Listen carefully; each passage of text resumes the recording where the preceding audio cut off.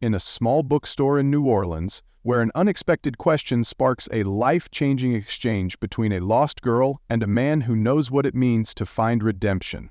It's a moment that reminds us how a single conversation can change everything. The soft chime of a brass bell echoed through the small independent bookstore as Mel Gibson stepped inside, the scent of old paper and polished wood welcoming him. The shop, nestled between a cafe and a record store in the heart of New Orleans, had an almost timeless charm. Dim lighting bathed the wooden shelves, which overflowed with well-worn novels, philosophy texts, and hand-stitched journals. A few customers browsed quietly, the air thick with an unspoken reverence for the written word. Dressed casually in a dark t-shirt and jeans, Mel moved through the aisles at an unhurried pace, appreciating the rare moment of solitude. He had always loved places like this, havens of thought and reflection, far removed from the bright lights and fast pace of Hollywood. His fingers traced the spine of a book on history when the door opened again, a gust of warm air following in its wake. A girl, no older than 13, stepped inside. She was barefoot, her oversized hoodie swallowing her frame, and a tattered backpack clung to her shoulders. Her unkempt brown hair framed a face that held more weariness than youth. She hesitated, scanning the shop, as if unsure whether she belonged here. Mel noticed her out of the corner of his eye. Something about her stance, the uncertainty, the way she clutched her bag as if it were the only thing she owned, made him pause. He wasn't the only one. The bookstore owner, a woman in her 50s with silver-streaked hair, watched the girl too, her expression unreadable. Then, as if making up her mind, the girl took a slow step forward and locked eyes with Mel. "Excuse me," she said, her voice quiet but steady. "Do you know who Jesus Christ is?" Mel Gibson had been asked countless questions about his career, controversies, and beliefs, but never one quite like this. The girl's voice was soft, but there was urgency in it, something deeper than curiosity. Her wide, uncertain eyes searched his face, and Mel realized it wasn't just a question, it was a plea. For a moment he was caught off guard. He set the book in his hand back on the shelf and turned to her, noting the way she fidgeted with the fraying strap of her backpack. "Why do you ask?" he said, his voice even, without judgment. She shrugged, shifting her weight. "People talk about him, but I don't know who he is. She stopped, looking down as if she regretted asking. "I was hoping you could tell me." Mel took a slow breath. This wasn't a casual inquiry, like asking about a book or a film he'd directed. She wasn't just asking about a name. She was searching for meaning, maybe even something to hold on to. He gestured toward a reading nook, 2 worn-out armchairs and a small wooden table stacked with books. "Why don't you sit for a second?" She hesitated, eyeing him warily, then glanced around at the few customers pretending not to listen. Finally, she shuffled forward and perched on the edge of the chair, gripping her backpack like a lifeline. Mel leaned forward, resting his forearms on his knees.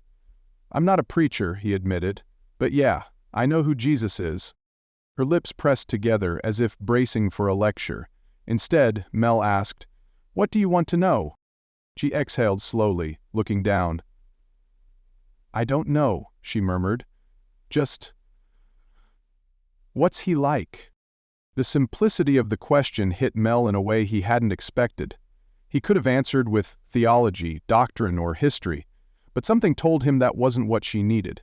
She needed something real. And so, as the bookstore owner watched from behind the counter and a few curious customers subtly leaned in, Mel decided to tell her the truth, not as a celebrity, but as a man who had once asked the same question himself. The girl sat stiffly in the armchair, gripping the frayed strap of her backpack as if it were the only thing keeping her grounded. She had asked the question, but now that it hung between them, she seemed unsure if she wanted the answer.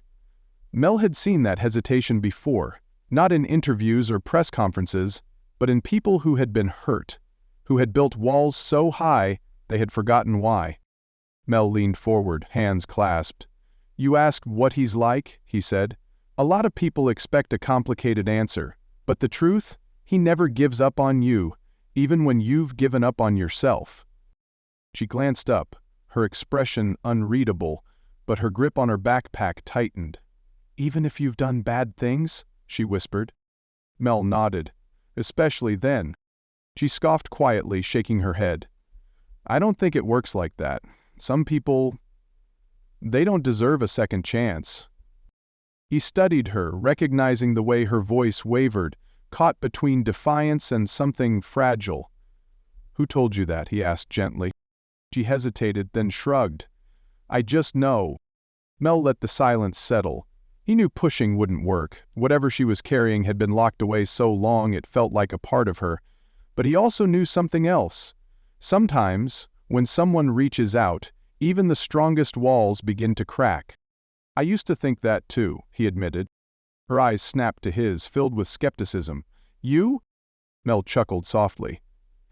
"Yeah, me. I've made mistakes, big ones. Hurt people I loved. And for a long time, I thought I'd never climb out of the hole I'd dug." His voice softened. "But then I learned something. Grace isn't about deserving it. That's what makes it grace." She didn't respond, but something in her posture shifted. Just slightly. The first crack in the walls she had built so carefully. And Mel knew, for the first time in a long time, she was really listening. Mel exhaled, leaning back in his chair. He wasn't one for speeches, but he could see it in the girl's eyes. She wasn't just looking for answers. She was looking for a reason to believe them. He had been there before, lost in his own mistakes, convinced he was too far gone. "You know," he began, his voice steady, "there was a time when I thought I'd ruined everything. Not just my career, but the relationships that actually mattered. Family, friends, even my own sense of self. I burned through it all like a wildfire I couldn't control." She watched him carefully, skepticism still there, but something else too, curiosity. "The thing about messing up," Mel continued, "is that after a while you start to believe that's all you'll ever be. A mistake, a screw-up. You convince yourself that if you disappeared tomorrow, the world would be better off. And the worst part?" He gave her a knowing look. "You stop fighting to be anything else." Her fingers tightened around the frayed strap of her backpack, but she said nothing. "That's where I was," Mel admitted. "I lost myself. I told myself I didn't deserve to come back from it, that I had done too much damage. But there was someone, a friend, who saw past all of that, someone who didn't let me disappear even when I wanted to. They reminded me of something I had forgotten." Her voice was hesitant, but it finally came. "What was that?" "That no one," Mel said firmly, "is too far gone." She swallowed hard, blinking rapidly. "I don't know if I believe that," she murmured. Mel nodded. "I didn't either, not at first. But you don't have to believe it all at once. Just take one step at a time." She looked down at the table, shoulders stiff. "I don't know where to start." Mel pulled a small scrap of paper from his pocket, scribbling something down. "Start here," he said, sliding it across the table. The girl hesitated before reaching for it. "What is this?" "A place that can help," Mel said simply, "and my number, in case you ever need someone to remind you that you're not alone." For the first time, the girl let out a shaky breath that almost sounded like relief.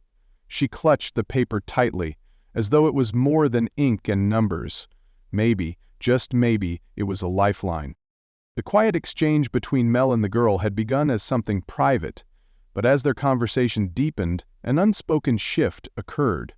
The bookstore, once filled with the soft rustling of pages and the occasional clearing of a throat, now held a quiet tension. A few patrons had paused their browsing, their eyes flickering toward the corner where Mel and the girl sat. The bookseller, a kind-faced woman in her 60s, lingered behind the counter, her hands resting on the edge as if drawn in by the weight of their words. The girl, however, remained oblivious to the quiet audience they had gathered. Her world had shrunk to just the space between her and Mel, her hands gripping the frayed straps of her backpack as if they were the only thing holding her together. "You ever feel like no one even sees you?" Her voice was barely above a whisper, but the rawness in it cut through the air like a blade. "Like you could disappear and it wouldn't matter?" Mel exhaled slowly, his gaze steady. He had been in that place before, where the world felt like it had turned its back, where every mistake made you sink deeper into the belief that you were invisible, unworthy of being saved. He leaned forward, resting his forearms on the table. "Yeah," he admitted, "I know what that's like." The girl swallowed hard, as if she hadn't expected him to say that. She had likely been dismissed too many times before, her pain brushed off as teenage angst or temporary struggle. "Then how did you—" She stopped, unsure how to finish the question. "How did you get out? How did you make it matter again?"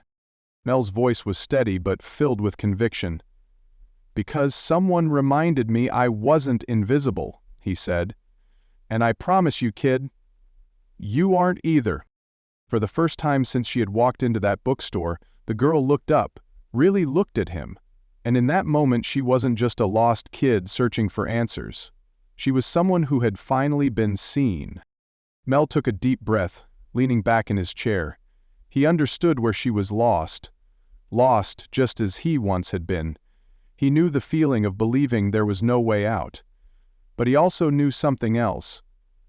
There was always a way back. Reaching into his jacket, he pulled out a small folded piece of paper and placed it on the table between them. His fingers lingered for a moment before sliding it toward her. She eyed it warily, her fingers twitching in hesitation. "There's a shelter not far from here," Mel said gently. "Good people run it. They've been through what you have. No questions, no judgment, just help." He hesitated. "If you want, I can take you there myself." Her eyes snapped up, guarded. "Why?" she whispered. Mel met her gaze. "Because someone once did the same for me, and because you deserve a chance, even if you don't believe it yet." She looked at the paper, her fingers inching toward it before pulling back. "I don't know," she admitted, uncertainty raw in her voice. Mel nodded. "You don't have to decide now. Just know the door is open, and you don't have to walk through it alone."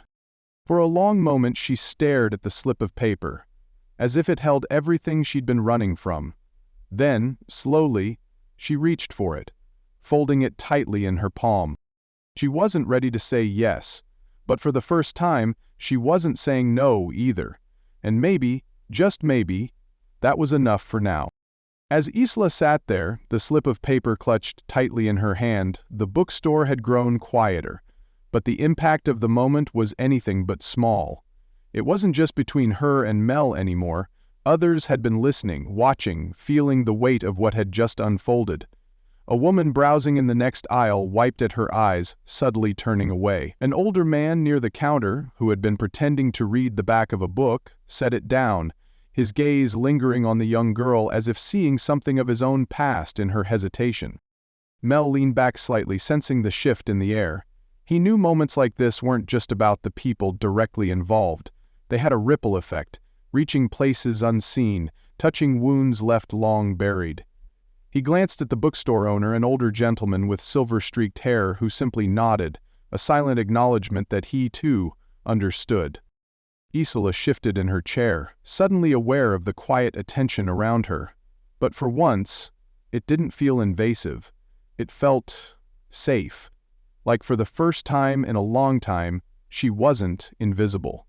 That realization made her grip the paper a little tighter. Maybe, just maybe, she had been wrong about the world. Mel let the silence linger for a beat before offering her one last reassurance. "You don't have to figure it all out tonight, but you're not alone in this, Isla." For the first time she allowed herself to believe it. And in that moment the impact of the conversation stretched beyond just one lost girl. It reminded everyone in the room that sometimes all it takes is one moment, one act of kindness to remind someone they still matter. As Isla stepped out of the bookstore, the crisp evening air wrapped around her, carrying a sense of something new. In her hand, the small slip of paper felt heavier than it should, not because of the ink but because of what it represented.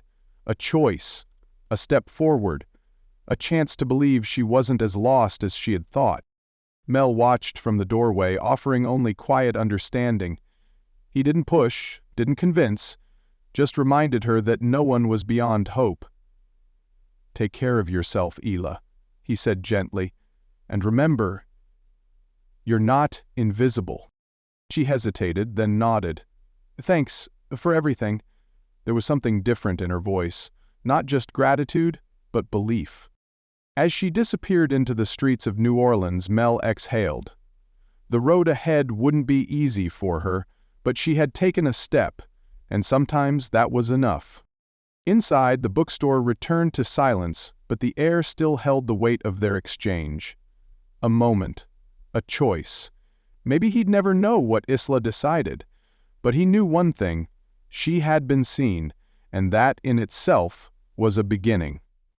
Mel settled back into his chair, thinking about their conversation. He had shared his story many times, but something about Isla lingered. Maybe it was the way she clung to that slip of paper, as if anchoring herself to hope, or the way she had asked, "How do you know?" a plea, not just a question. For Isla and so many others, the journey wasn't about finding all the answers at once. It was about taking one step, then another. About believing, even just a little, that change was possible. How many people walk through life feeling unseen, unheard? Maybe it isn't grand gestures that change lives, but small moments. Choosing to look, to listen, to remind someone they matter. Mel didn't know where Isla's story would lead, but she had been seen, and sometimes that was enough to change everything. The story teaches the profound impact of kindness, connection, and the power of being seen. Isla, a lost and hesitant girl, wasn't just searching for answers, she was searching for hope. Mel, having once been in a similar place, recognized the weight of her question and responded not with lectures or grand gestures, but with honesty, patience, and understanding. His willingness to listen and offer a simple choice, without pressure or judgment, became a turning point for her. The lesson here is that small moments of compassion can break down walls built by pain and doubt. People don't always need immediate solutions. Sometimes they just need to know they aren't alone. A kind word, a quiet reassurance, or simply acknowledging someone's worth can be the lifeline they desperately need. In the end, Isla wasn't ready to say yes to change, but for the first time she wasn't saying no, and sometimes that's enough to begin again.